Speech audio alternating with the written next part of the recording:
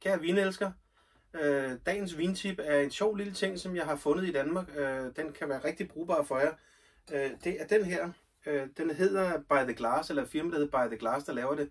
Og det er en blanding mellem argon og CO2. Og det handler om, det er, at ligesom når I kommer på vinbar, så er der jo det, at der bliver sprøjtet argon op i flasken i stedet for ild, så den ikke bliver gammel eller bliver dårlig. Og der har man selvfølgelig problemer med herhjemme, men det den her gør for dig, det er, at den her iltblanding eller luftblanding, den er en lille smule tungere end ilt. Så det vil sige, hvis man har sin vinflaske, og man ikke får drukket det hele, det kan jo hende, så tager man simpelthen og sætter den her, og så giver man den et pift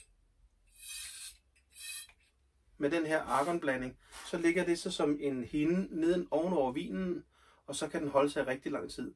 Jeg har prøvet det med et par vine, og de kan holde sig op til en 3-4 uger, så det virker helt sikkert. Det man selvfølgelig lige skal huske, det er, når man så tager et glas og hælder op, jamen så skal man huske at fylde efter med den her argonblanding, fordi man hælder selvfølgelig også blanding ud. Men det er altså et rigtig godt lille tip, hvis